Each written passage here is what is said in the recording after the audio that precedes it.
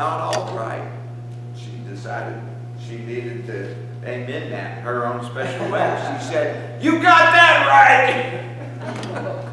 So she was a lovely lady, but you know, when she had something to say, she said it. You knew where she stood. Yeah, there was no doubt. No doubt. So we have all kinds that makes the world go around. And then we're going to break off, and then Sharon is going to take the ladies to some secret location. And you'll go with her and you'll have a session with her about the Christian wife, and the guys will go to the man cave someplace. We'll probably stay right here. And then we'll come back and we'll talk about growing old together. I'm going to have some closing comments. I've got some extra handouts. Do a little question and answer and go from there. So, parenting. Well, we've had 3 daughters, and you know, a little bit. Oh, there's one more thing we're going to do. I know this sounds a little bit unique, but on the last session, we're going to sing a song together. It's a break. You'll see. You'll see. Okay, so on your outline, everybody have an outline? I know there's some extra ones out there. Everybody have your outline and follow along there on parenting. Of course, Matthew chapter 18 talks about unless you become converted and become as this little child, as children. And what it's referring to is the humility of mind. You can look at the verse 4 and see that. So parenting is something that is, it is exciting. Some of us remember the name Art Linkletter and how it had brought kids before, you know, for them. Some of you have seen old clips and kids would say anything. Well, they also, kids will say anything to preachers sometimes. Here's one note to the preacher. Dear preacher, here's the kid's writing. Dear preacher, I know God loves everyone, but He's not met my sister. Dear preacher, please say a prayer for the president, even if he is a Democrat. Dear preacher, I'd like to go to heaven someday because I know my big brother won't be there. Dear preacher, I'm sorry I cannot leave more money in the plate, but my father didn't give me a raise in my allowance. Could you preach a sermon about raising my allowance? It would help the church get more money. Kids say, and they're funny and they laugh, you know, and you have a great time with them, and they're precious, and being, you know, Kirk and I will attest, and some of you will too, that being a grandparent is amazing. It's like life all over again. And it has its difficulties too, I realize that, but it has more fun times. But parenting is both exciting and it is frightening. It's scary because it's a big job. And I tried to tell Dean that, but Dean Hiller didn't listen at all, you know. But no, parenting is something that we do need to talk about, including marriage, because in marriage, kids do come along. We decide to have 2 or 3 or 10 or 12, however many. I know, I'm not limited. I'm not suggesting either. I'm out of that business, you know.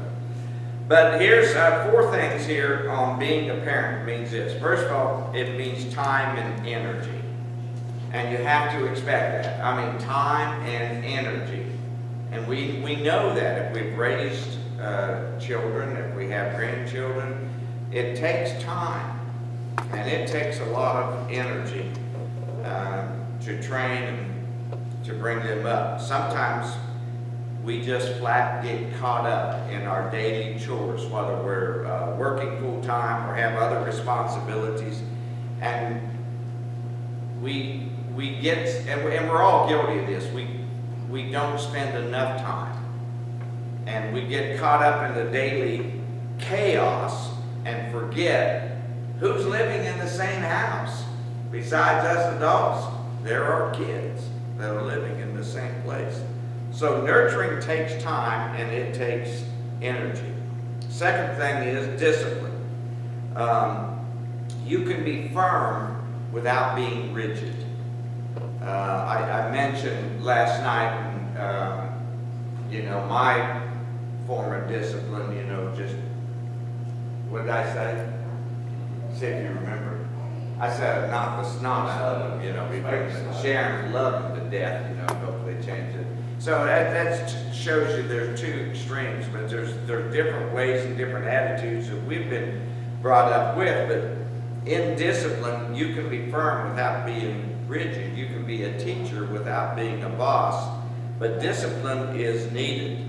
And in Proverbs chapter 3, verses 11 and 12, you learn there that correct behavior is something that you have to teach. And discipline has more to do with loving and correcting, teaching, instructing, more than, the switch or the, in my day in the school, they had a board with a bunch of holes in it. I know what that felt like too. But you can do that. You can discipline and you can be firm. But understand that discipline is not just no or being a firm hand. It means teaching and instructing. And part of discipline is they see that in you. Matter of fact, that's one of the things here. The next one is an example. Part of discipline is you set the pace. You set the example.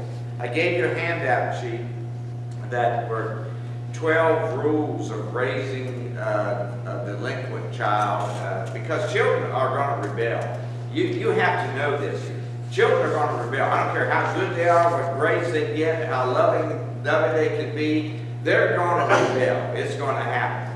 And you can read that. This was from the police department in Houston, Texas. I had that in my files. I just thought I'd make you a copy of it. You can agree or disagree with their procedure, what they had to say. I think a lot of it is right on.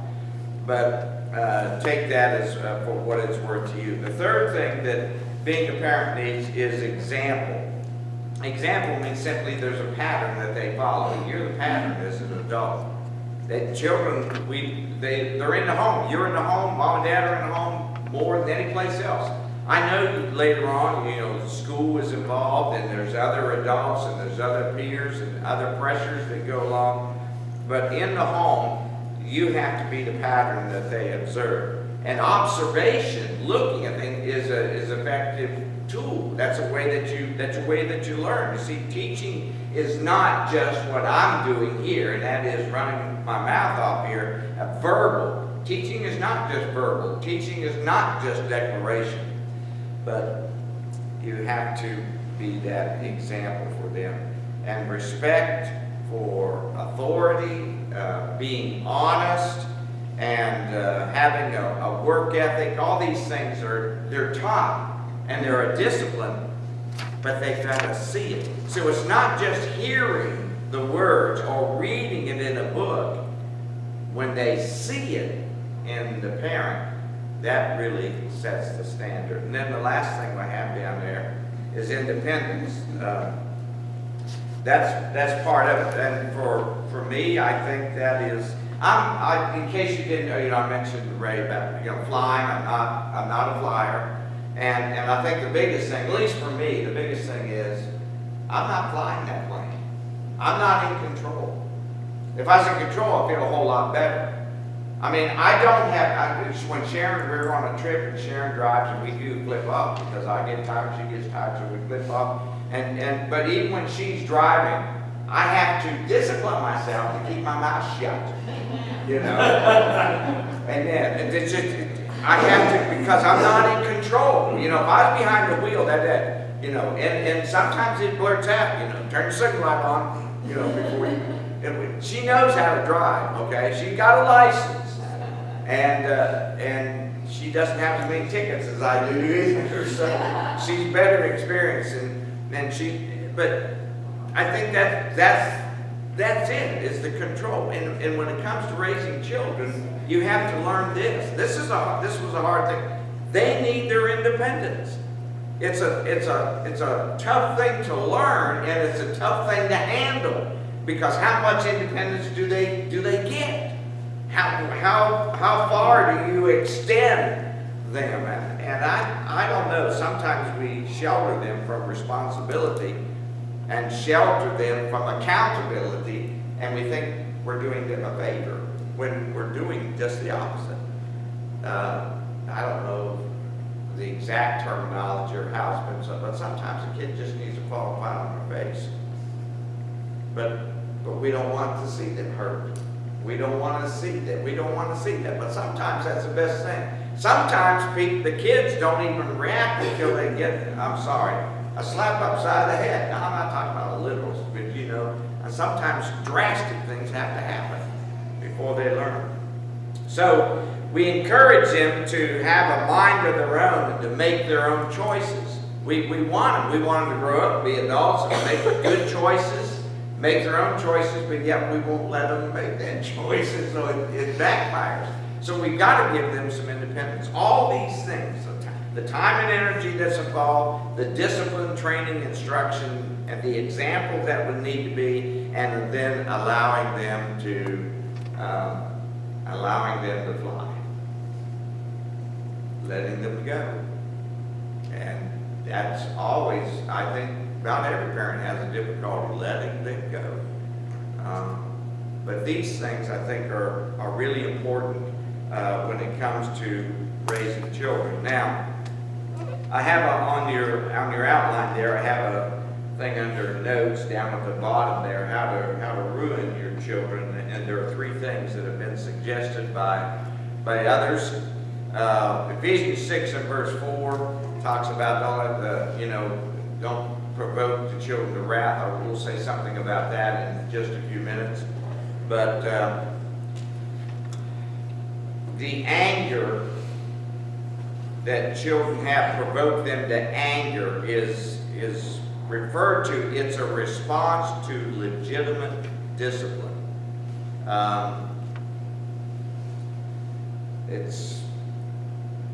It's not that the parent or the father or the mother is unfair, but it can get that way. It can be that as a parent exerts the discipline, they can be unfair. And that provokes within them bitterness, and that excites the anger. They become bitter when things are unfair. So unreasonable demands can be provoking. But here are 3 things we have on the outline there. Number 1, this will ruin a child. Always link love with performance. You love them if you perform well. I love you based on your talents. Because you are so good, I love you. Is that won't fly. We've got 2 little grandsons, and this is a grandfather bragging a little bit, but if you ever watch them play baseball, they're good. I mean, they are really good. Matthew called us a couple nights ago, so excited. First game of the season, 10-year-old. First game of the season. First time up, pops a home run. Kid's only 10 years old, can hit like crazy. And when I play catch with him, he hurts me. He can throw that hard. He's that good. What they had, 3 up, 3 down, his first time. He's a good pitcher. He's a good, everything about him is good. And little Michael is very good in his own right. Bats left-handed, can run the bases quicker than Matthew. See, Matthew don't have to. He just hits it and he just trots around. He hits it far. Michael hit a single and he's on third before you know it. Kid can fly. But we don't love them because they're good and they have that talent. And if you link your love for them with the performance that they have, because they're not all exceptional in everything. We like to think they are, but if they perform below par in something else, they still need to feel the warmth and the acceptance and have the encouragement. So if you always link love with performance, eventually that'll rise up and bite you.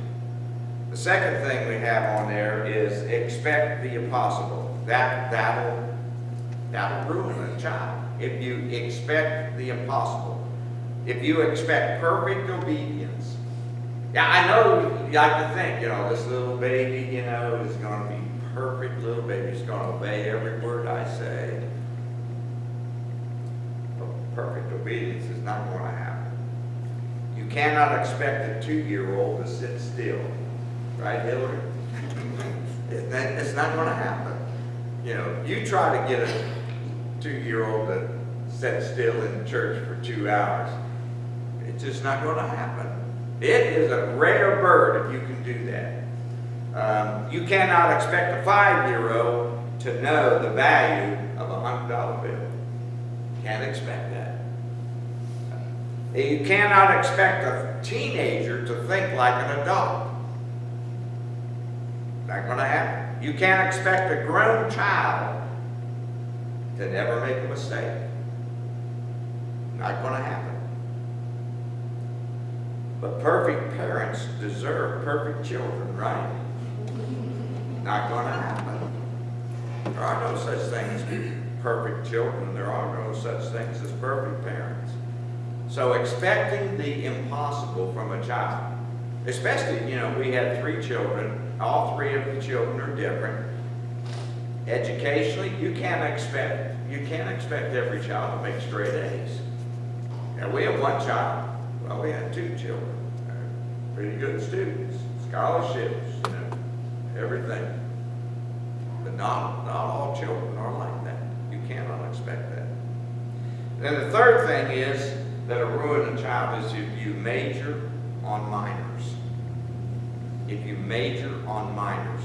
There are some things that are important, and there are some things that are a whole lot less than important.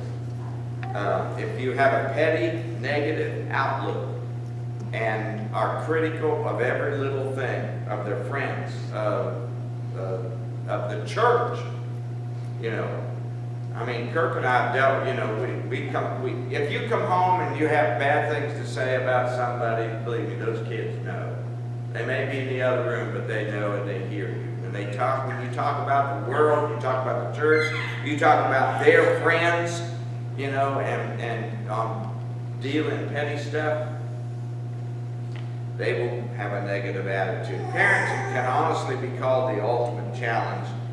Parents are responsible, if you stop and think about it, parents are responsible for the physical, for the social, for the emotional, and also for the spiritual well-being of developing that child in those formative years. Quote, the best years of their life. And you don't think that parenting is a big responsibility. It's a major responsibility. And we're not going to do it perfectly. So we have to understand some of these things about parenting if we expect to train up a child and raise a child in the way that they should go. Your questions or comments? Do you have an outline? Okay.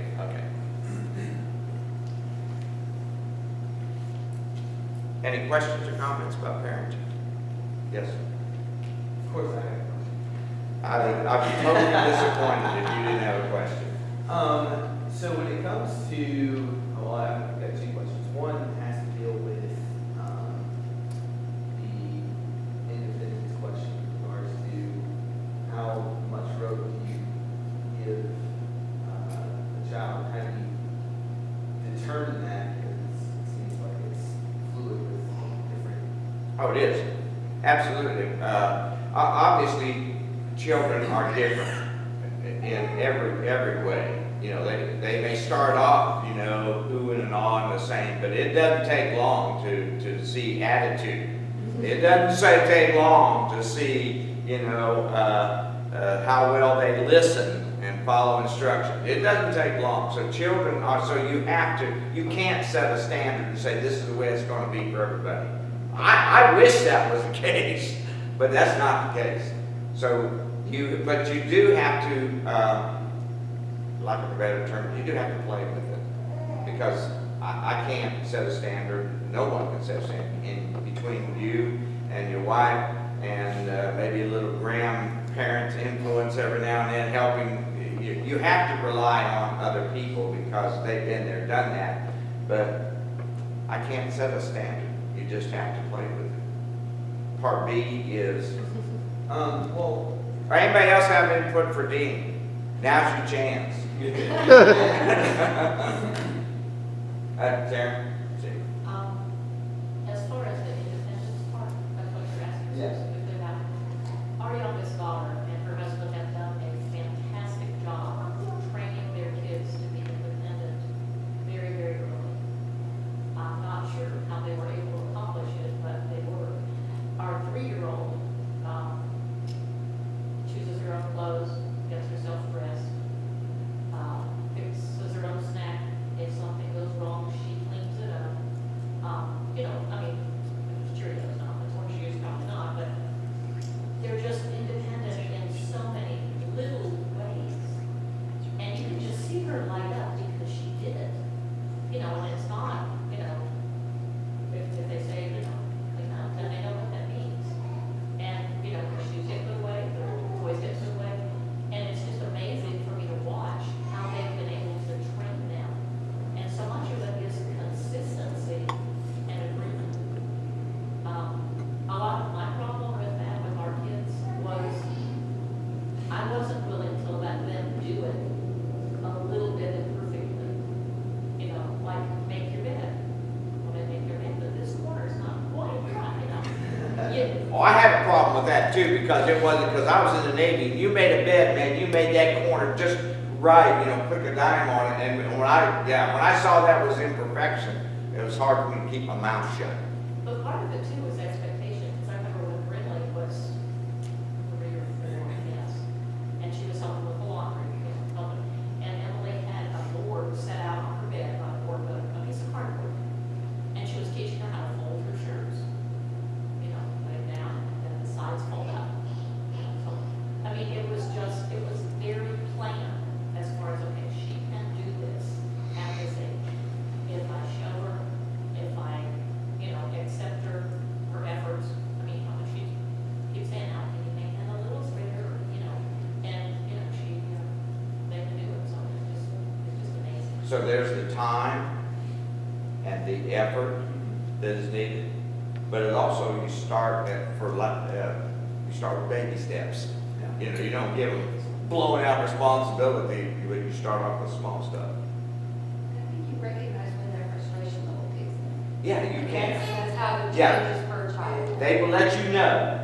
They will let you know. That's enough.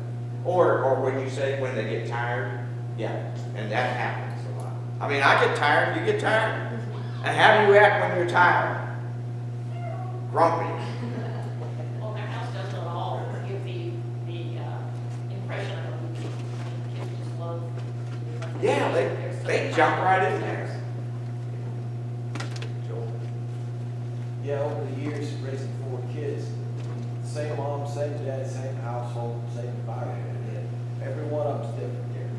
In saying that, when it comes to the discipline part, it does take some, you just have to be observant, is what I would say. Because one kid's going to be, all you have to do is just look at them, and they're going to be crushed, or they're going to be, hey, I'm in big trouble. The other one, you're going to have to really spank them or whatever it takes to get through to them to have that same reaction.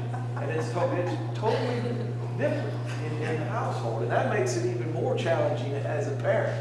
At least it did for me, you know. Well, it did for us too, and then you have the children coming back and say, but Susie, you didn't do that with her. And we have that as adults. We still have it, because we had one daughter that if I looked at her cross-eyed, she started bawling. You know, all you had to do was just look at her. She started crying, wilting, you know. And then the other one, you had to literally beat her to death. She was a stubborn child. But, you know, that strong-willed child turned her occupation, what she does now, I think that suited her. Did you get to share that Elizabeth City story that you went on the grass? Okay. Yes.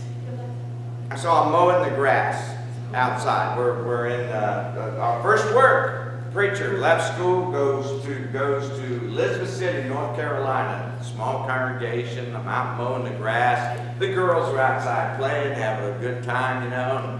And I look up, you know, I can't hear, but I can see what's going on. So I look over there, and here is Kimberly, the strong-willed child. And she hauled off and co-cocked the weak-mannered Bethany right in the face. Decked her. I shut that lawnmower off, ran over there, and took Kimberly and just beat her. Please, no DSS people here, right? But I gave her a whipping. You don't treat, and here I am, I'm telling her, you don't treat your sister. I'm beating her and telling her, you don't hit your sister, and here I'm hitting her. And then she cried and cried. She said, but Daddy, there was a bee on her face. Oh. You know how I felt after that? There was a bee on her face, and she swatted to get that bee off, and she hit her in the face. You know. So what was the problem there? Oh, man. Communication right off the bat. I didn't ask any questions. I just said a couple things and hauled off and let her go.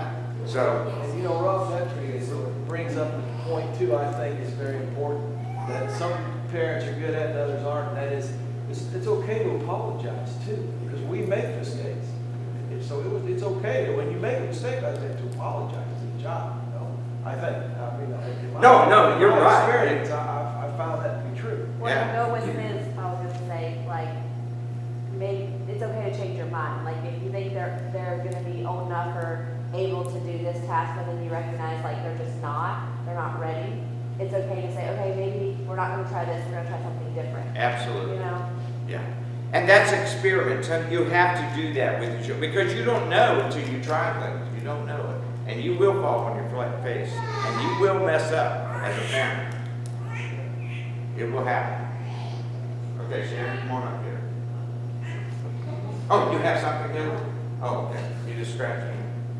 Okay. Anybody else? Be provoked, Jim. Okay, I forgot to do this. Dean, you pass these out real quick. This is our role playing, so just pass those out. Here, I'll give you, let me make time, here we go on this side.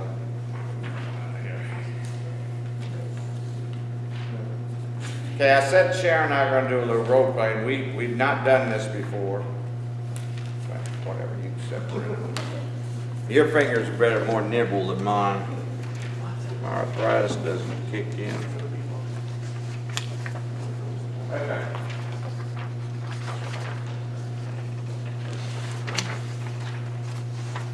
All right, we wanted to try something to do a little role play. Now you have before you have sheets up at the top there. It's you know this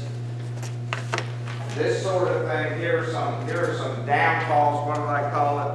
Yeah, some challenges that we have here on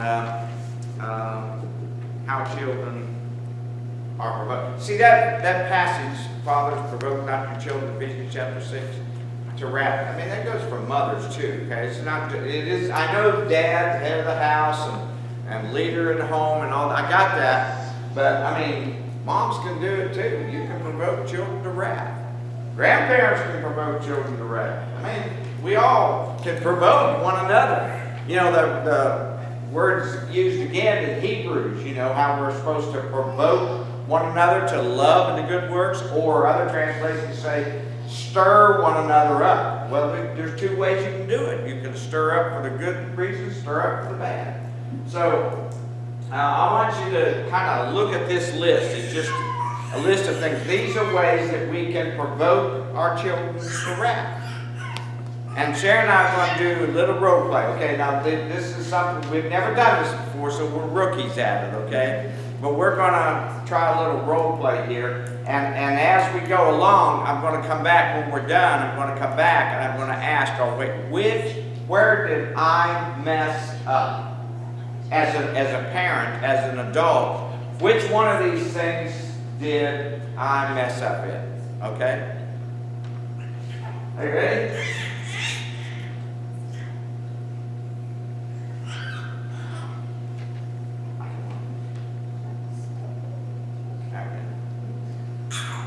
Okay. Now this, we're not trying out for any movie. Okay. This is we're not professional actors. We're not professional actors or anything. So this is part of it. So here, what you have is a situation.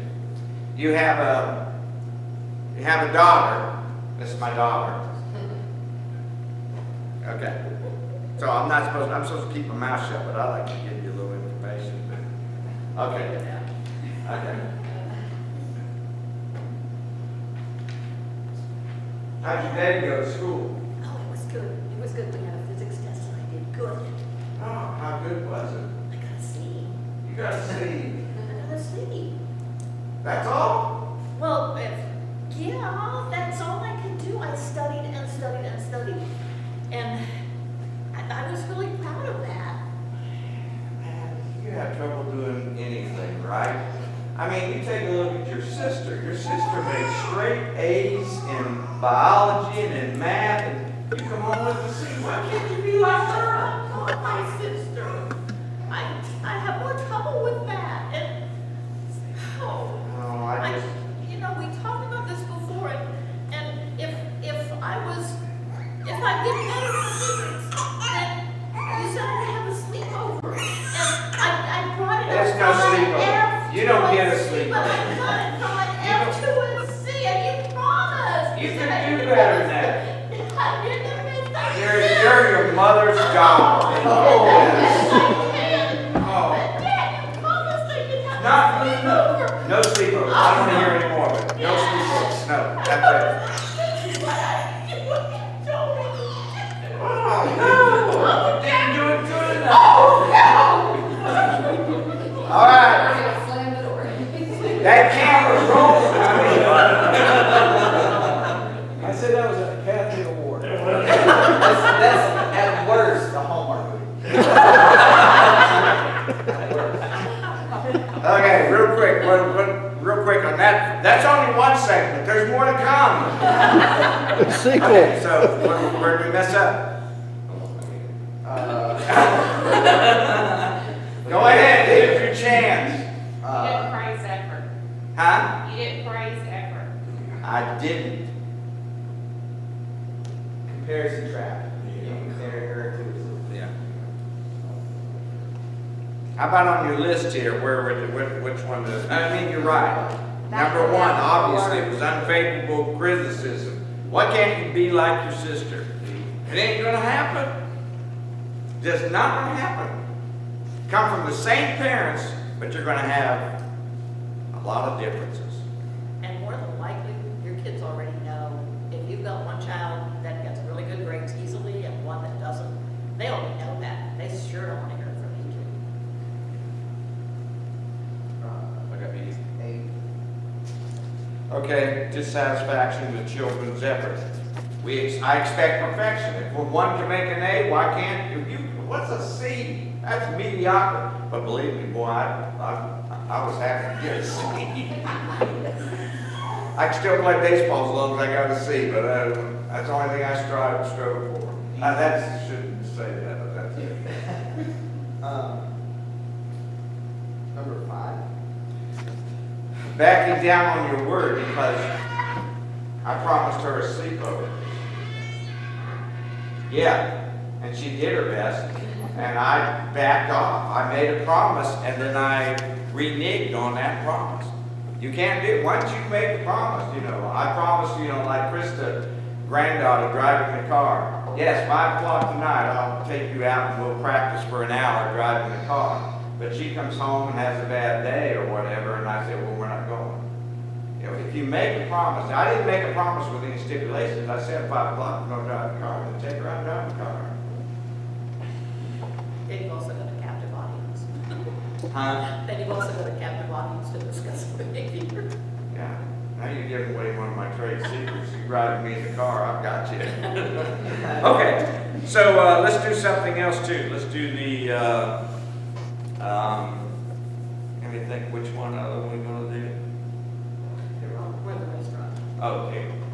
And I don't know if this is one or not, but Okay. maybe 6, it seems like towards the end, she tried to talk to you, you just. And what did I shut do? it down. I shut her down. I wouldn't allow her to any more input. I just shut her down.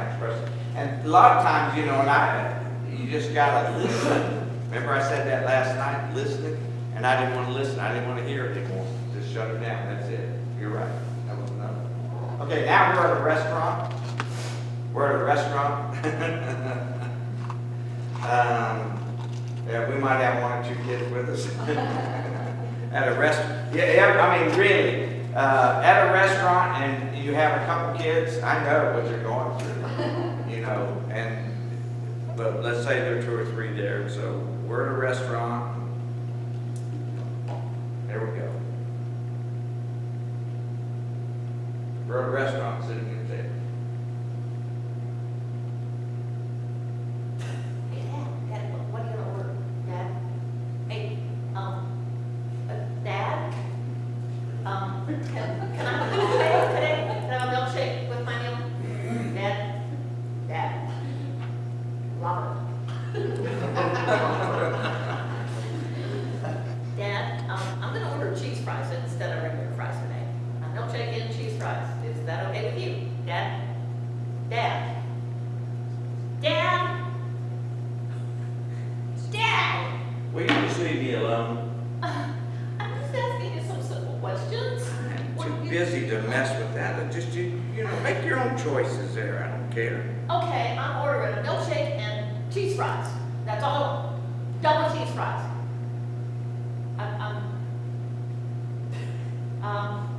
I had a problem at school today, Dad.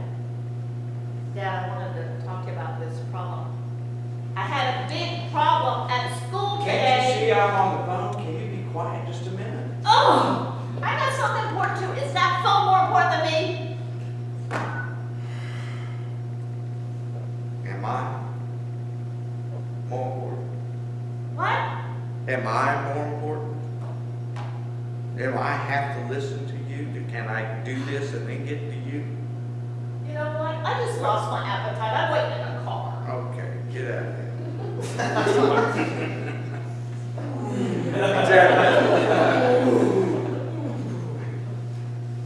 What'd I do? Not paying attention. Yep.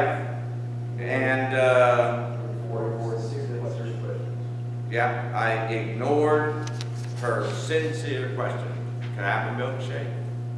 Yeah, can I do this? Can I have French fries? Can I have a milkshake? I ignored, because I was too busy. It can happen. What about number 6? You know, what did I say? Get out of here. I haven't got time.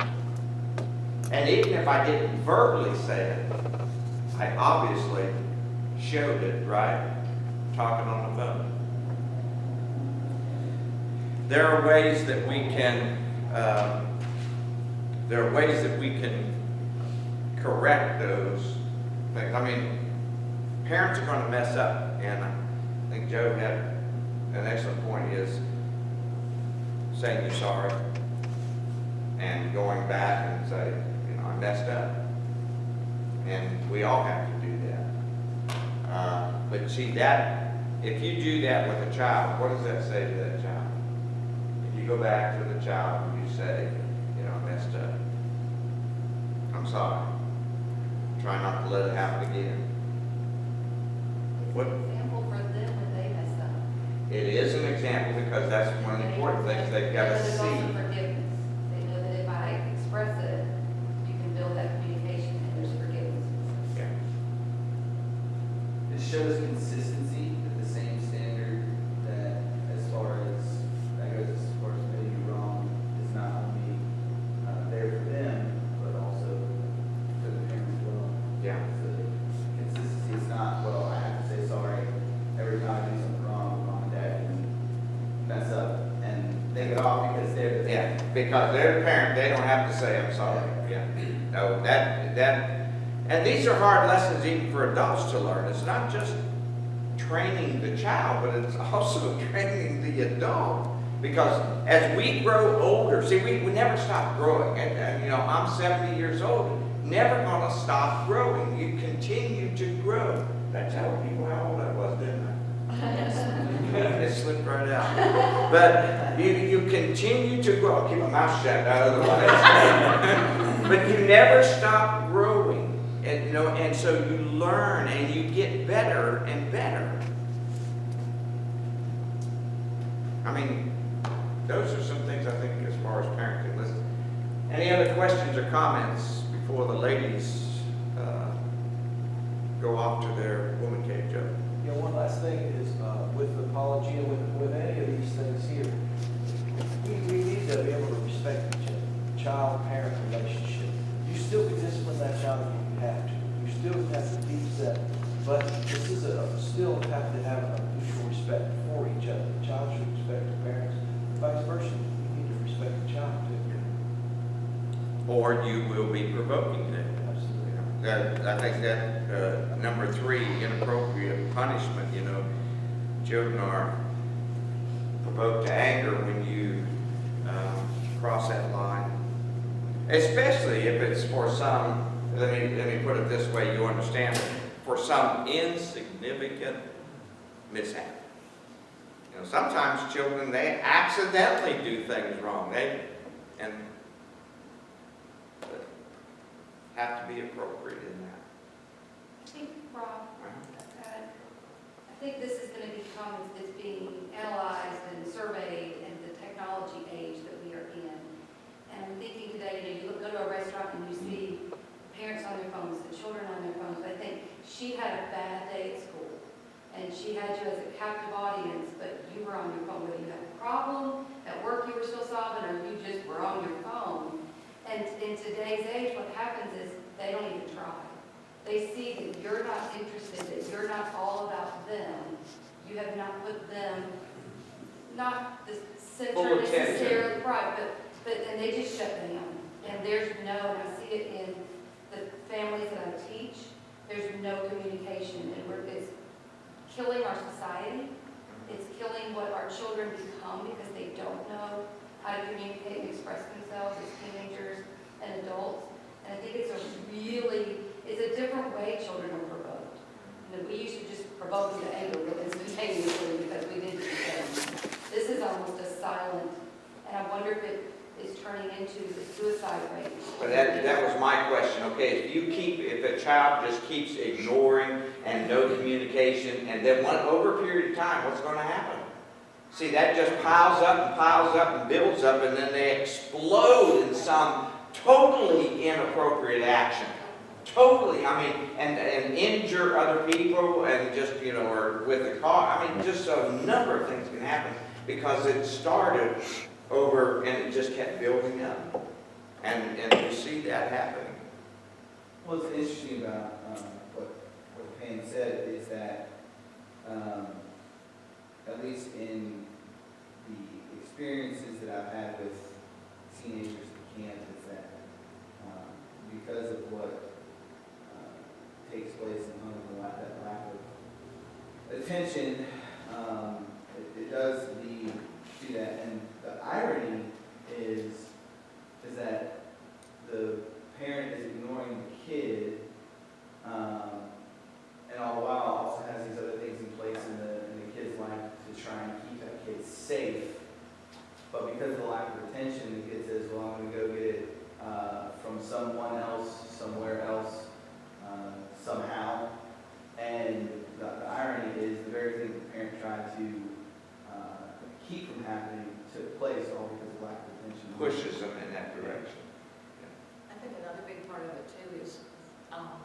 kids today don't know how to form relationships.